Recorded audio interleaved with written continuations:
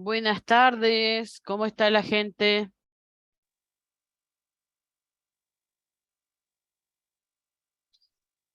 ¿Ya llueve por ahí o esperando el agua?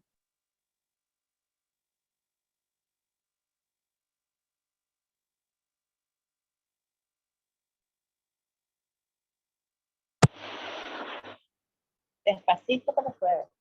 Sí, Sí, por acá por Montevideo todavía nada. Ventoso, pero nada más.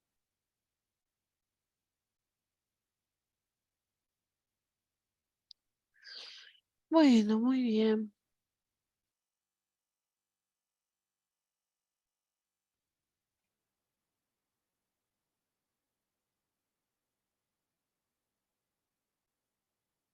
Hoy vamos a ver la farmacoterapia en el adulto mayor y la polifarmacia también en esa edad.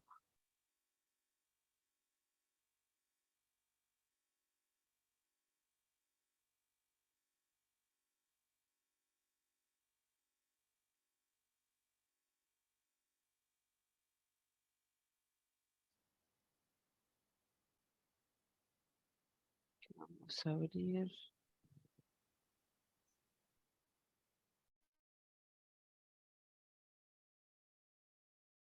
Algunos van a entrar más tarde. Ahí parece que Danilo estaba trabajando. Y hay otra compañera que va a entrar un poquito más tarde, pero vamos empezando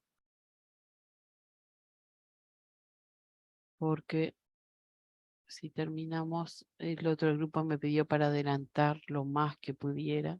Y bueno, está, que cuando terminara con ustedes les avisaba. Bueno, muy bien. Entonces comenzamos con este tema, la clase de hoy. Van a ver que también es un tema que para mí resulta bien interesante. Creo que van a aprender algunas cosas. Este, pero que además es, es fundamental poder comprender y entender cómo funciona un organismo envejecido, es decir, cuáles son los cambios dados por el envejecimiento celular a esta etapa de la vida y por lo tanto eso se va a ver directamente este, o sea, va a impactar directamente en lo que es la farmacocinética y la farmacodinamia. Y luego vamos a ver otro gran tema que lleva a esta edad como es la polifarmacia o el uso de varios tipos de medicamentos para tratar diferentes cosas, a veces en demasía, a veces no, pero finalmente polifarmacia, ¿tá? Reciben varios fármacos distintos.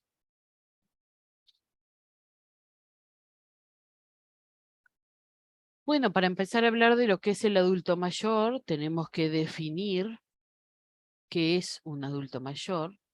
Y bueno, y nos basamos en una de las definiciones más conocidas, que es la de la OMS, la de la Organización Mundial de la Salud, la cual considera como adulta mayor a toda persona mayor de 60 años. Es decir, todo esto que nosotros vamos a ver en la clase de hoy, no solamente se nos tiene que venir a la mente un adulto mayor, casi un anciano, como este señor que está acá, sino, por ejemplo, estos dos actores conocidos, ambos son adultos mayores, ¿no? O sea que todos los cambios están dirigidos ya con tener mayor de 60 años, ya podemos tener alteraciones en la farmacocinética en cada uno de los procesos. Algunos van en avance, no quiere decir que cumplí 60, se me envejeció todo y se me complicó toda la farmacocinética, no. Pero sí quiere decir que van a haber alteraciones, a veces todas juntas, a veces de a una. Eso va a depender mucho también de otro tipo de factores que tenga la persona, como por ejemplo enfermedades crónicas o enfermedades agudas. ¿Está? Diferentes cosas que pueden llegar a complicar aún más este cuadro. Pero las alteraciones en los diferentes procesos se van a dar eh, a partir de esta edad con mucha mayor frecuencia. Y luego también importa definir lo que es la geriatría. La geriatría es la rama de la medicina que se ocupa de la atención integral del adulto mayor en la salud y en la enfermedad, la cual considera aspectos clínicos, terapéuticos, preventivos y de rehabilitación precoz. ¿Está? ¿Por qué les nombro esto? Porque en alguna parte de la clase van a ver cómo que dice paciente geriátrico, y bueno, el paciente geriátrico hace referencia al adulto mayor también.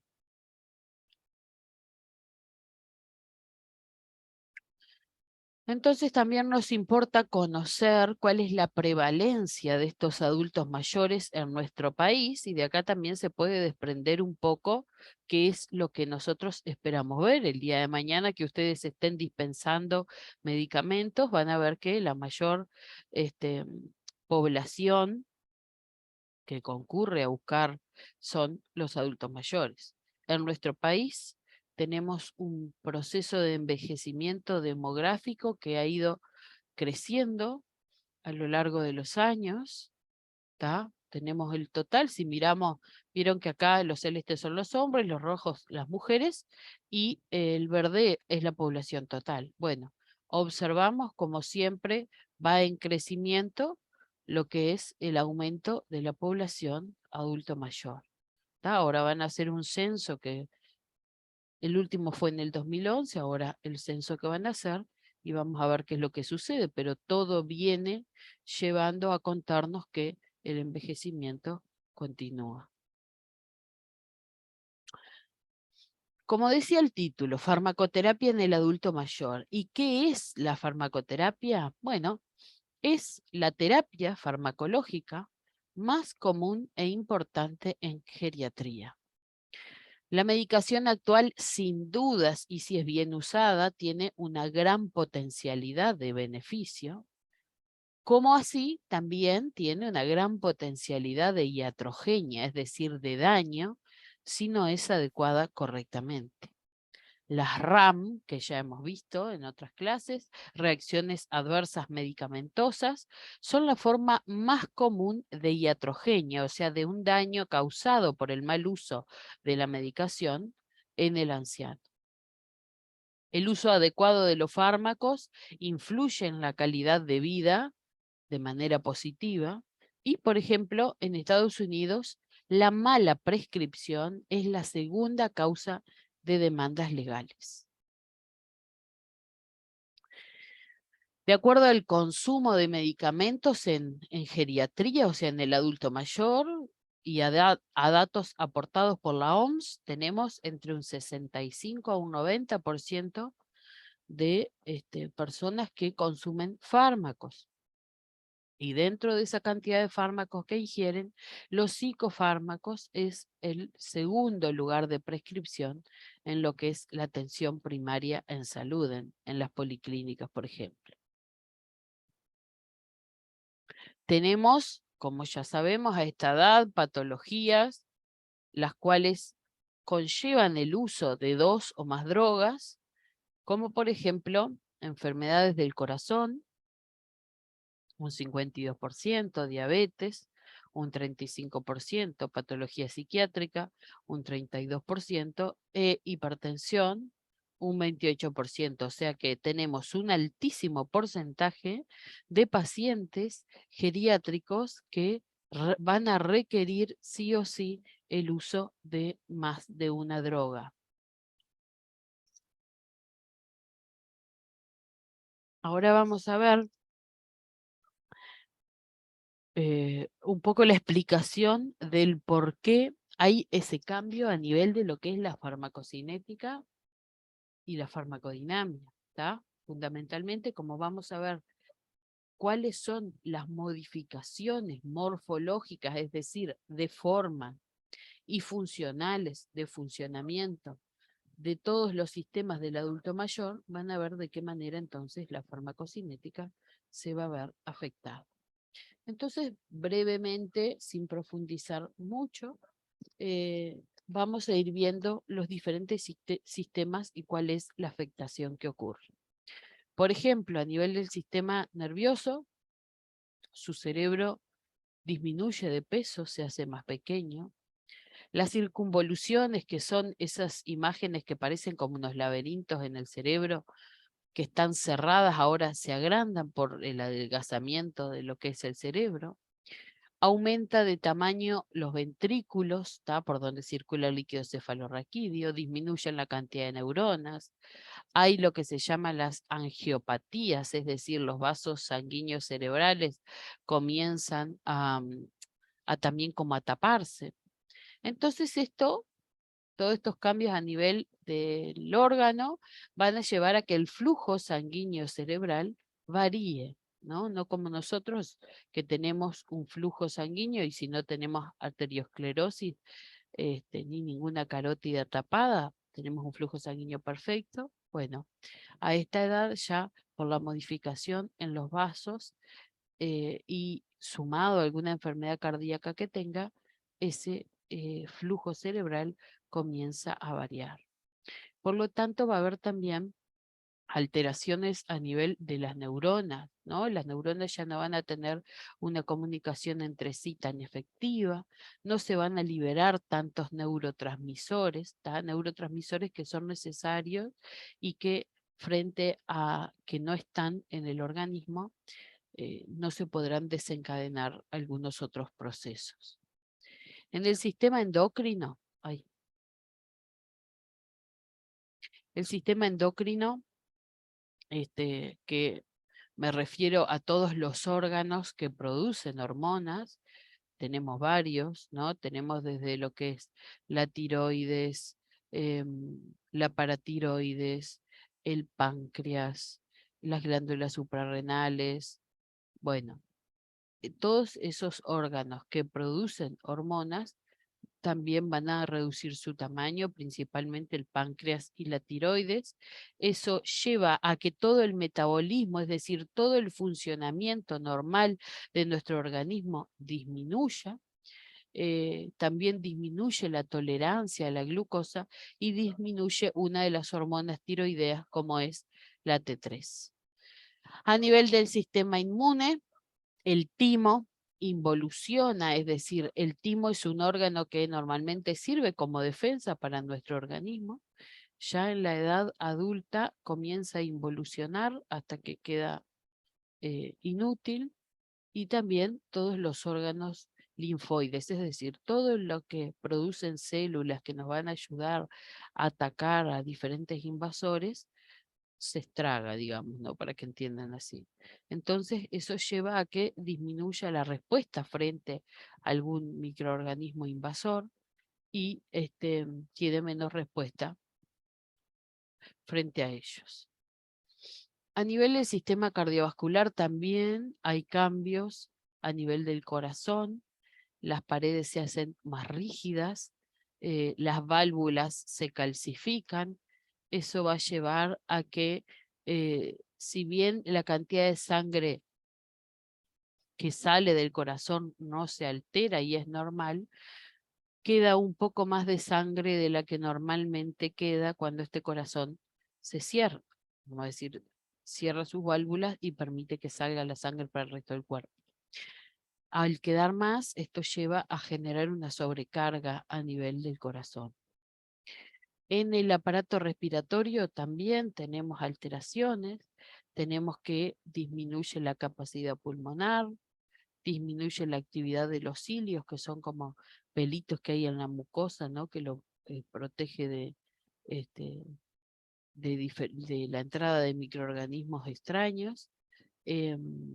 Bueno, hay una mayor rigidez torácica y eso me lleva a que quede más aire atrapado adentro de los pulmones y de esa manera me va a generar sin duda diferentes cosas.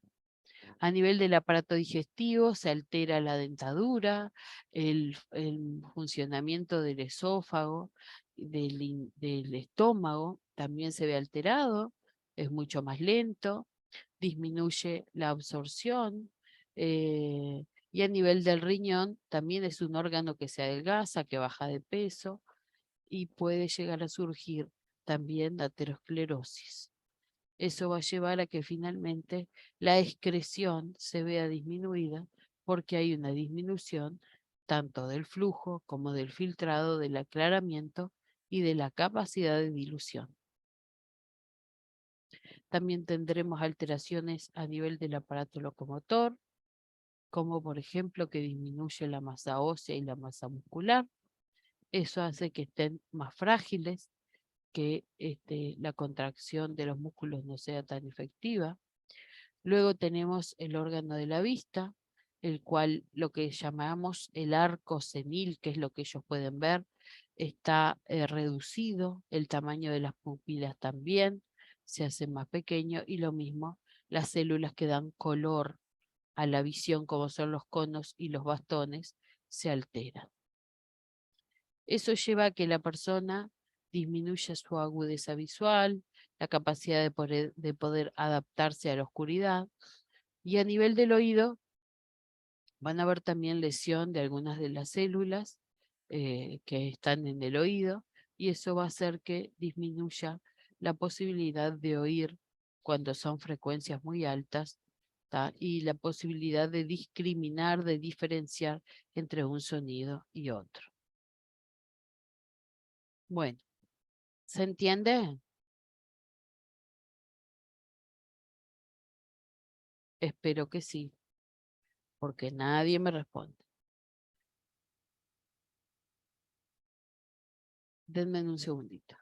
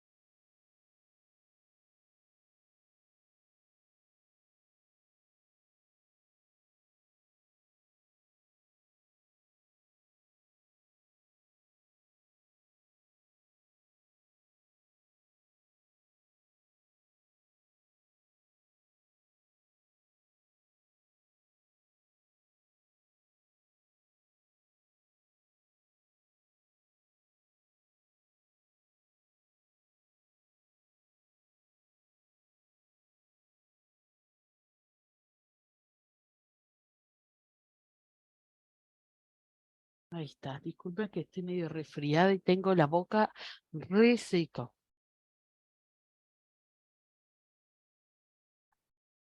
Bueno, a esta edad también tendremos situaciones de enfermedad, ¿no? Como les comentaba hoy, que pueden ser agudas, es decir, que no estaban y aparecen de manera brusca, o crónicas. Un deterioro que ha venido a lo largo del tiempo, ¿tá? Que no fue de un momento para otro. Dentro de esas enfermedades crónicas pueden ser incapacitantes o no incapacitantes, dependiendo de la enfermedad, y eso va a generar que la dependencia sea ligera, moderada o una dependencia total, una dependencia grave.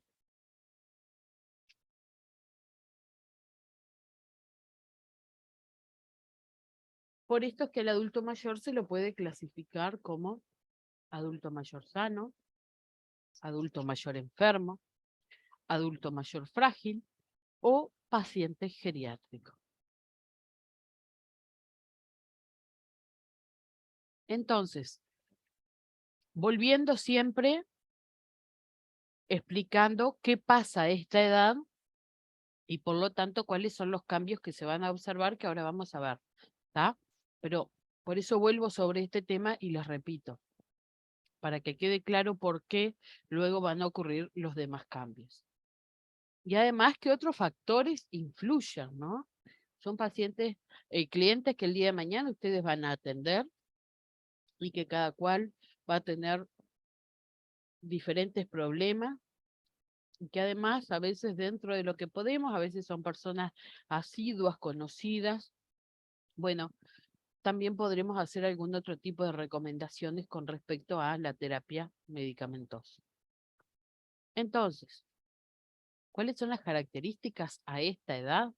Bueno, como ya hemos venido viendo, es una población heterogénea, es decir, muy diversa, a diferentes edades, hay diferentes complicaciones, si tienen o no una enfermedad previa, los va a diferenciar, si, cómo está su organismo.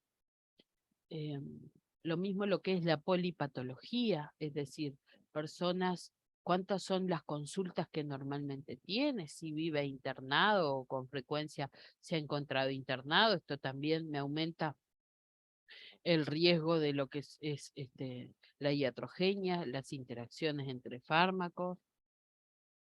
Y bueno, y también, como ya hemos dicho, hay factores subyacentes que se llaman factores, ya sea con respecto a su nutrición, a enfermedades, factores psicológicos, factores farmacológicos, es decir, que ingieren más de un fármaco, y factores sociales, como por ejemplo el no poder acceder a un medicamento, que también van a, pueden llegar a alterar lo que es su tratamiento farmacológico. Sin duda que también la polifarmacia me aumenta el riesgo de que ocurran interacciones, me aumenta el riesgo de que ocurra la iatrogenia, que siempre está presente y puede pasar, problemas en la comunicación, por lo que les he contado sobre los diferentes cambios que ocurren a esa edad, lo que puede llegar a alterar una comunicación em, en que se pueda llegar a entender algunos aspectos que nos puedan explicar. También lleva a que haya una disminución en la capacidad que tienen de adaptarse a diferentes cambios, a diferentes terapias y a nivel, como les contaba hoy, funcional, hay una disminución de las reservas funcionales por la baja producción de energía que tienen y por lo tanto esto se va a ver directamente reflejado también en algunas otras alteraciones. Para poder definir a un paciente adulto mayor como paciente geriátrico, tiene que cumplir 3 o más de estos requisitos que ven ahí. Tiene que tener más de 75 años, tener pluripatología, es decir, diferentes enfermedades, o tener alguna enfermedad, una sola, pero que lo deje incapacitado. Que tenga alguna patología mental que presente o alguna problemática social con su estado de salud. Entonces vamos a ver de qué manera, luego de haber hablado un poco de lo que es los cambios en la edad, de lo que sucede en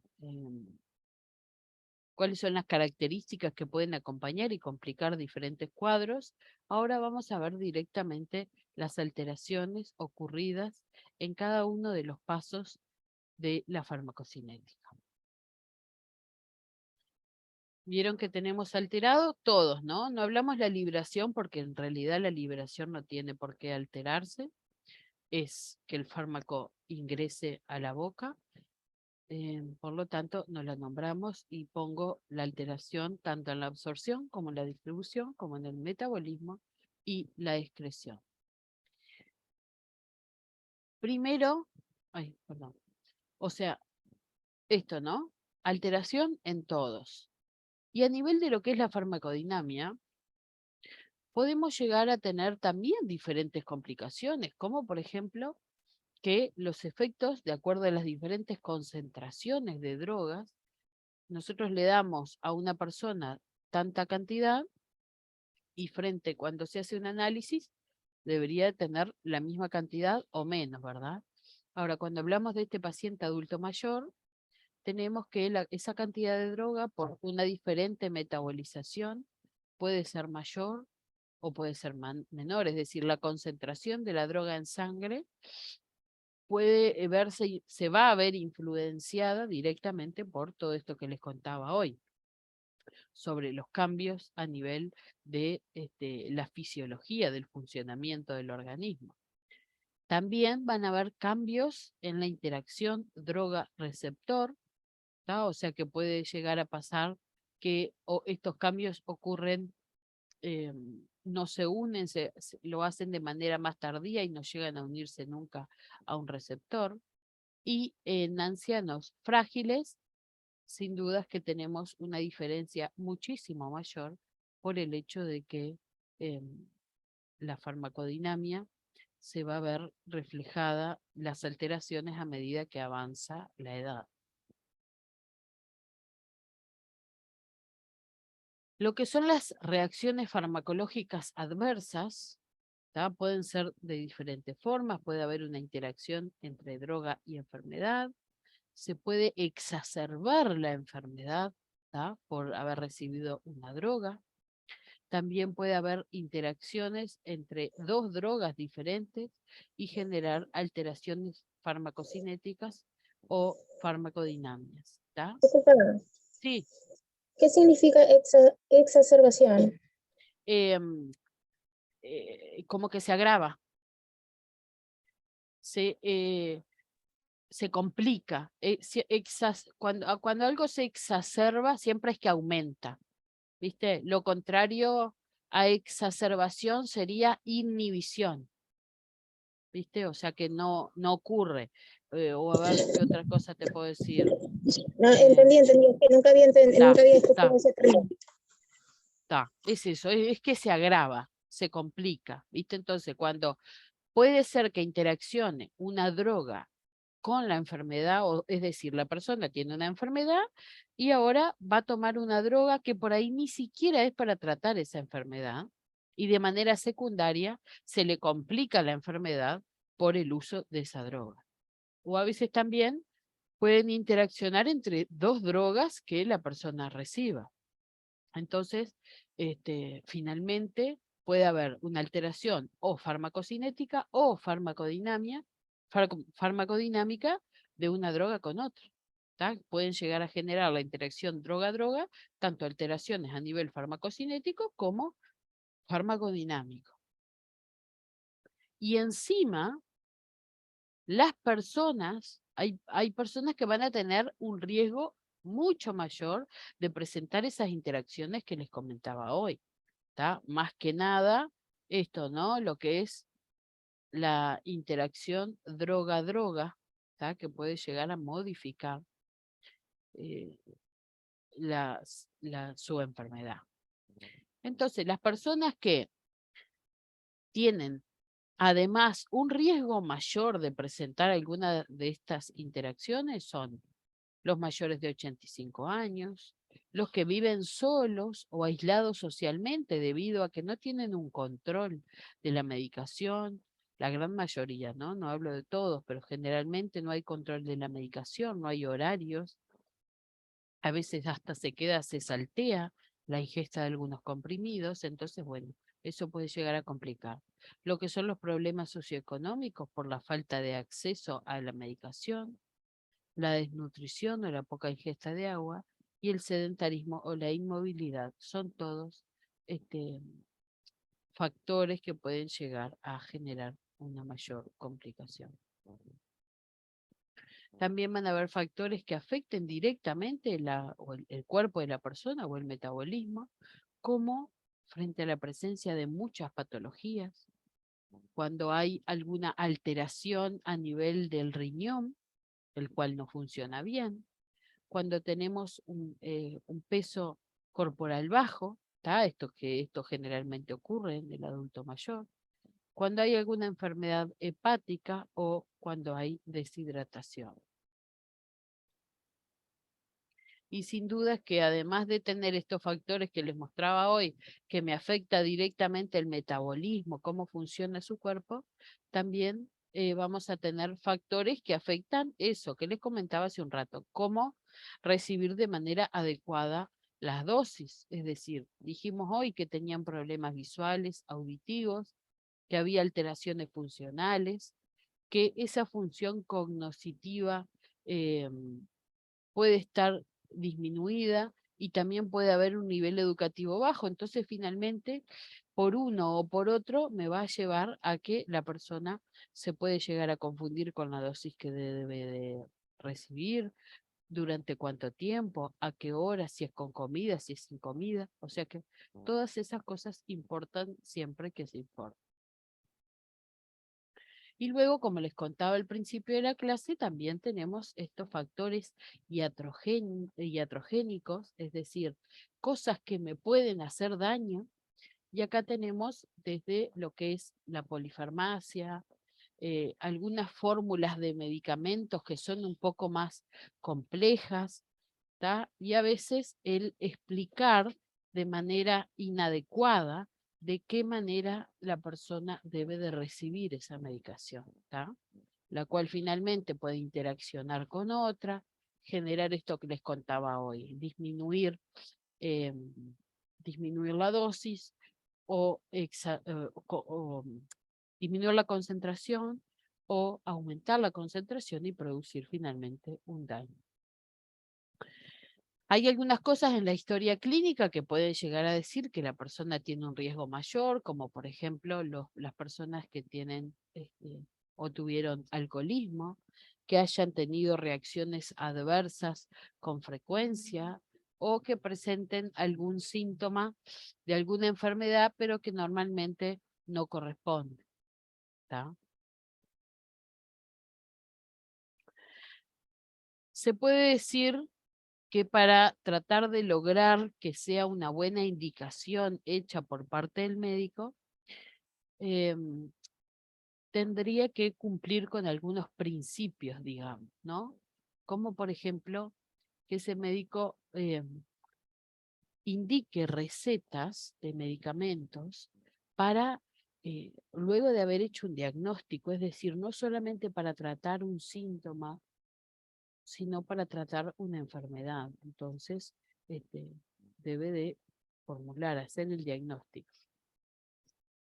Podría llegarse a utilizar la mitad o menos de droga en el adulto mayor por el hecho de que todos los cambios que ocurrían puede llegar a generar una alteración en lo que es también la cantidad de grasa. Tratar de usar dosis calculadas, todo esto lo va a hacer el médico, ¿no? Yo solo se los nombro, pero a veces podemos aconsejar. Prevenir siempre primero la iatrogenia y luego buscar el efecto terapéutico y elegir el fármaco y priorizar su uso de acuerdo al nivel. Es decir, si no puede acceder a los 3 medicamentos que le mandan, que priorice, si es hipertenso, que se lleve el de, por ejemplo, el de la presión y los otros no, bueno, y así sucesivamente. También hay que tener presente que a esta edad hay que tener cuidado con los últimos fármacos salidos al mercado por la prueba que debería de hacerse antes de recibirlo la persona. Sin duda que la edad nunca debe ser un criterio para dejar al paciente afuera de algunos tratamientos. Recordar siempre que uno trata al paciente anciano que tiene la presión alta y no trata solamente la hipertensión y se olvida de la persona. Para mayor adherencia también es importante lograr establecer una relación buena, ¿no? Para que de esta manera finalmente se pueda, bueno, lograr que esté lo mejor posible y hacer estas recomendaciones. Entonces, vuelvo sobre lo mismo. Siempre se debe de lograr una relación empática con el anciano, conversar, qué le pasa, aclarar dudas. Además, educar al cuidador, ¿tá? Para que brinde soporte, es decir, esté controlando si tomó, si no tomó, y de esta manera poder evaluar su cumplimiento. Hacer el régimen de fármacos de manera mucho más simple y no tan complicada. Y, o sea, se le pueden dar algunas pautas. Estos dos lo tomás a la noche, esto lo tomás cuando te levantes, pero tratar de hacerlo así, un poco más sencillo. No, no está bueno a esta edad decirles, por ejemplo, con el uso de la prednisona, que le dicen, bueno, después de tanto, empezá con esto, después vas bajando, bajás durante 2 días, durante 2 días más seguís bajando y al último finalizas. O sea, no es nada sencillo. Y bueno, y eso fundamental, como veíamos en las recetas, escribir claro y sencillo el nombre y la dosis de cada fármaco.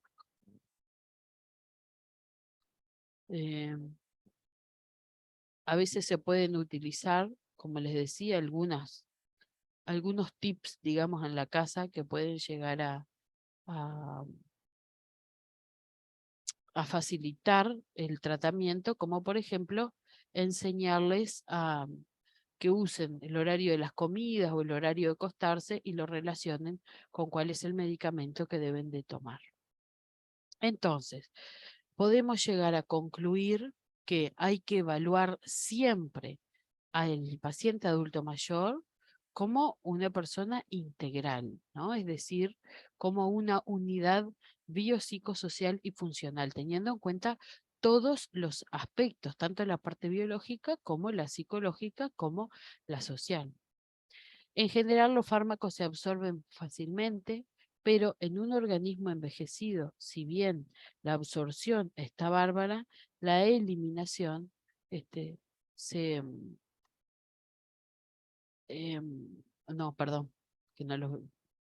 Igual también pasa en la eliminación, pero acá les quería decir que así como los fármacos se absorben fácilmente, estos se van a eliminar con mayor dificultad porque hay una alteración a nivel del órgano que trabaja para la eliminación, como es el riñón, ¿no? Se pierden una gran cantidad de células del riñón que trabajaban formando la orina.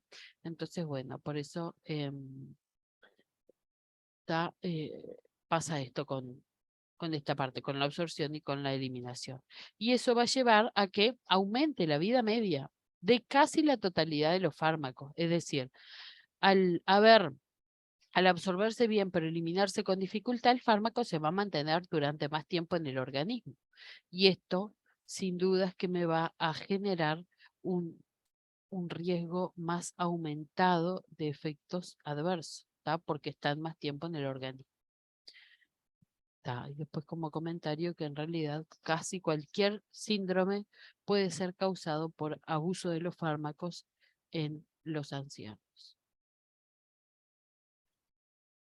Se va a ver afectada varias cosas en la dispensación, como por ejemplo la elección, la dosis y la frecuencia de muchas drogas, porque dependiendo del organismo de la persona, va a haber diferencias entre unas y otras. Una farmacoterapia segura y efectiva es uno de los grandes retos en geriatría, sin dudas, y lamentablemente ya a esta altura debería estar todo arreglado, pero bueno, se está trabajando en pro de eso. Y luego que el tratamiento farmacológico y no farmacológico tiene que tratar de ser siempre personalizado. No es que le indico a este y le indico al otro, no, te lo indico a vos porque te pasa esto, este y aquello. Informar, siempre informar, eso genera tranquilidad y por lo tanto ayuda a que se brinde un poco más. Y ahora vamos a ver, ¿alguna duda con respecto a esto?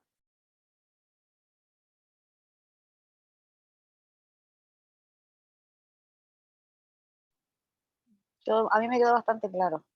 Buenas. Por ahora no. Que no es, a ver, uno no se va a aprender todo lo que pasa en el cuerpo, pero sí eso, lograr entender que hay un envejecimiento y que ese envejecimiento afecta directamente tanto la farmacocinética como la farmacodinamia por esos cambios funcionales y morfológicos que ocurren. Y con respecto a la polifarmacia, la misma se define como el uso excesivo e innecesario de medicamentos.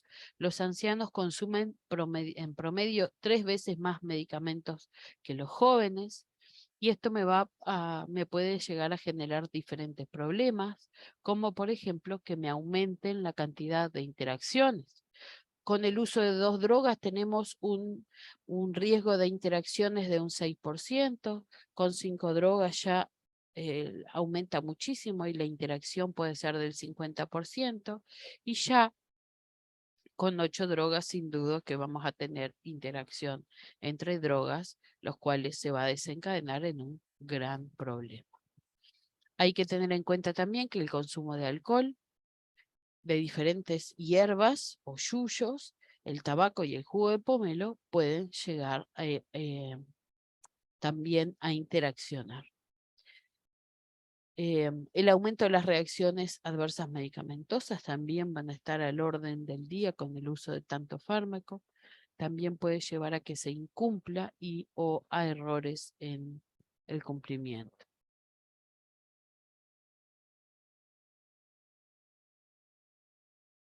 ¿Cuáles son las causas de que exista una gran cantidad de polifarmacia? ¿Por qué esto sucede? Bueno, las causas son diversas, ¿no?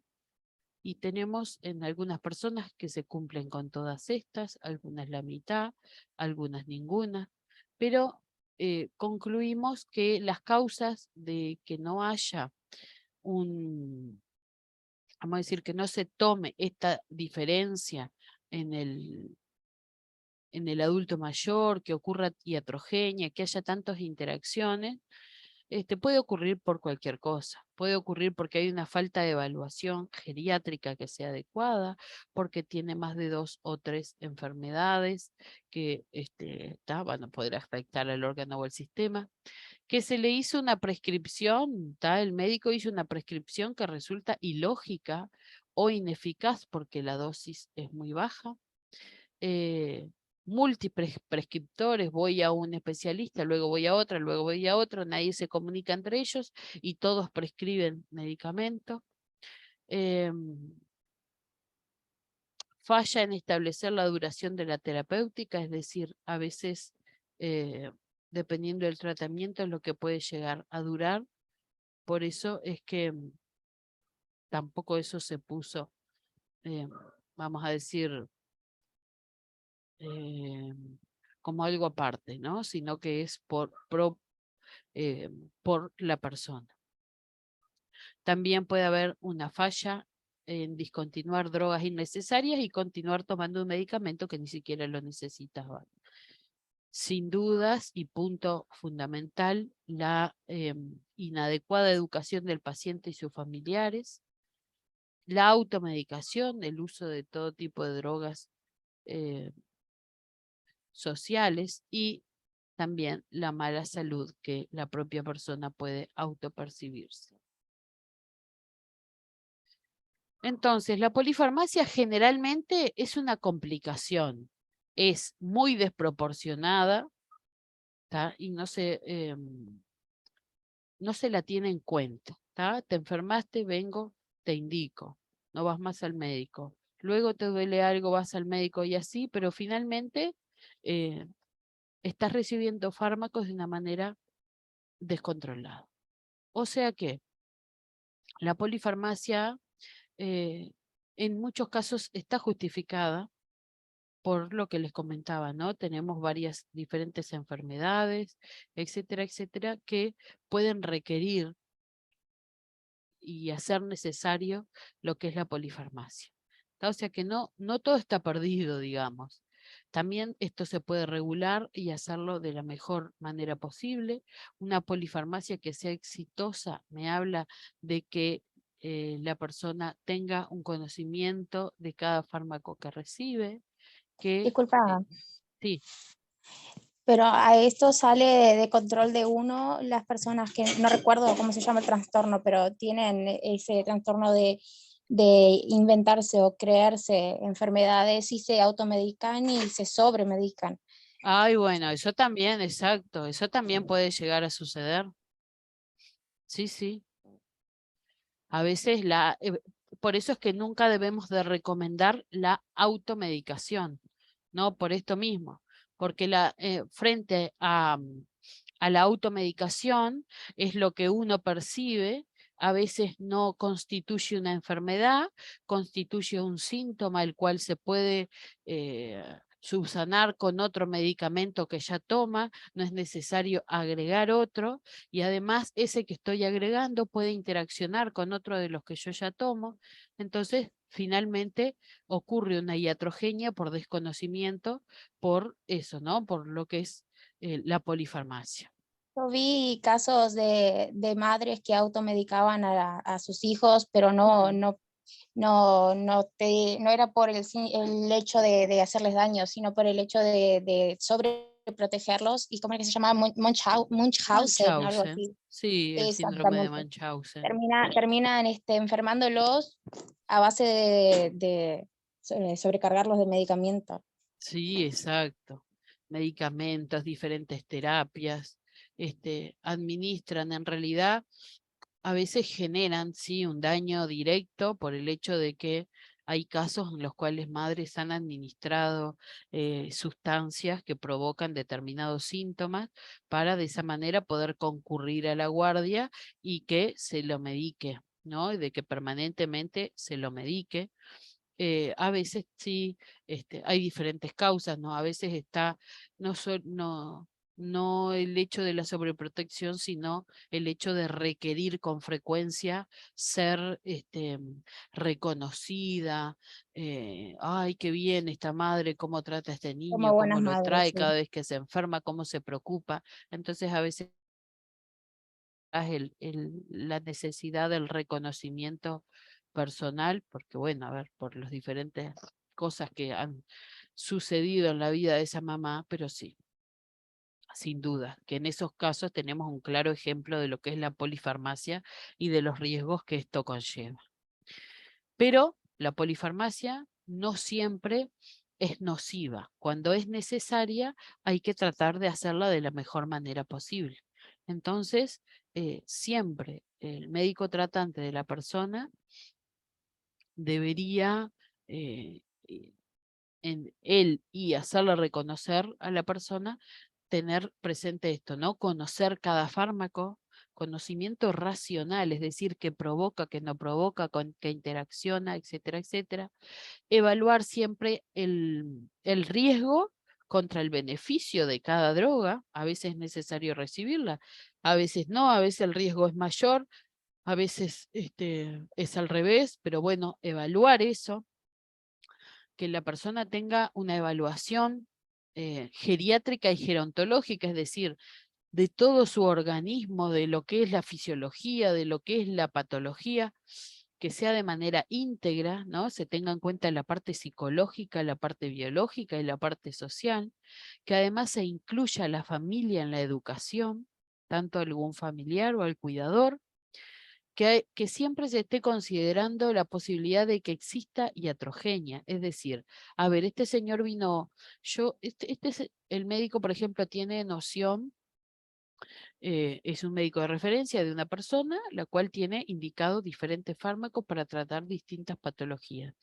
Lo ideal es que frente a que a esa persona le surja alguna complicación, siempre o sea, se tenga presente que puede ser a causa de alguno de los medicamentos que ella toma, ¿tá? Y esto se puede lograr solamente si se conoce, y se conoce cada cosa que toma, y cada enfermedad que tiene, y cada droga que toma, y por lo tanto poder hacer eh, la unión de todos esos factores y decir, bueno, ¿qué es lo que está pasando? ¿Se desencadena de acá o no? ¿Tá? Muy difícil, ¿no? Pero esto sería lo ideal.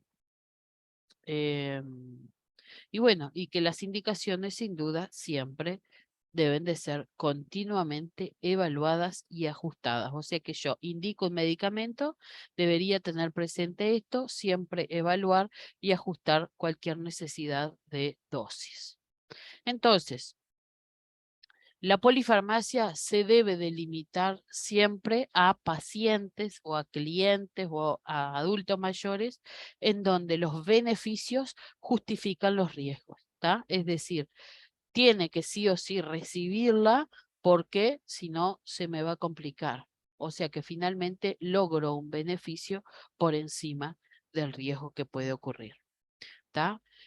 Las consecuencias de esta polifarmacia pueden ser varias, desde un aumento en las interacciones entre los diferentes medicamentos, aumento de las reacciones adversas, lleva a que aumente también el error, la probabilidad de que ocurra un error en la administración, ¿tá? Porque son muchos fármacos, porque a veces me confundo con el color de los comprimidos, porque además favorece el incumplimiento, ¿tá? Son tantos que al final me olvido lo que tengo que tomar.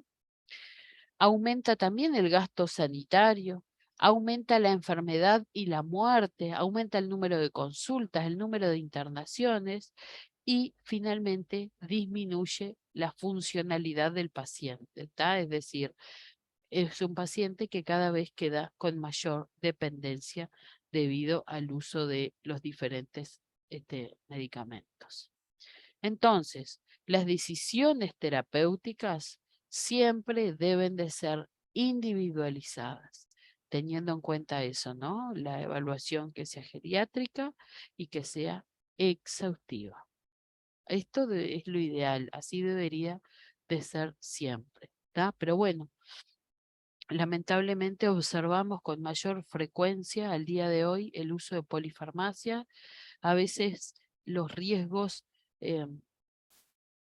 pasan desapercibidos, a veces no se logra unir, ¿no?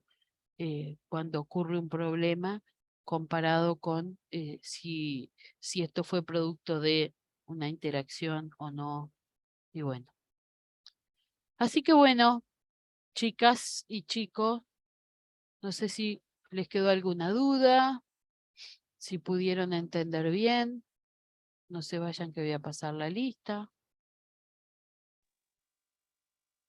En realidad, como les digo, no es difícil, para nada.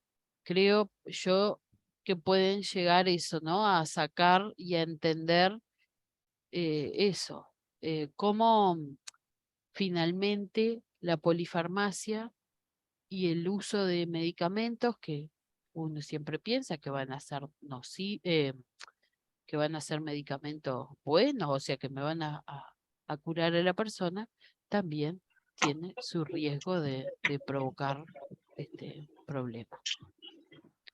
Bueno, acá, esperen que voy a... Tricia. Tricia. No está. Sofía.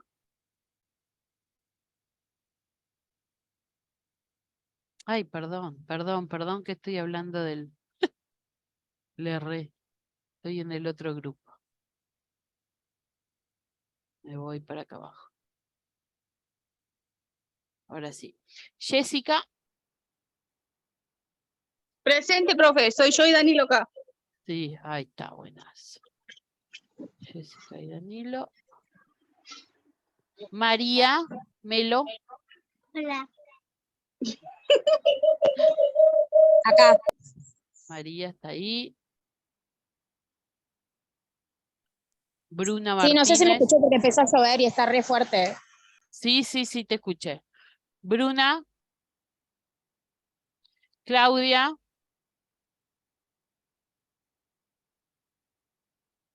Sara. Presente. Bárbaro. Adriana. Presente. Ángela. Ana. Ana Couto. Ana estaba por aquí. Ana está ahí. Bárbaro, Ana. Alejandra Dota. y Miriam Verón, que ya no se han conectado. Bueno, muy bien. Luego bichen en la plataforma que les va a quedar la tarea para hacer. Buenísimo, gracias. Que pasen bien. Chao. Nos vemos el viernes. Chaucito.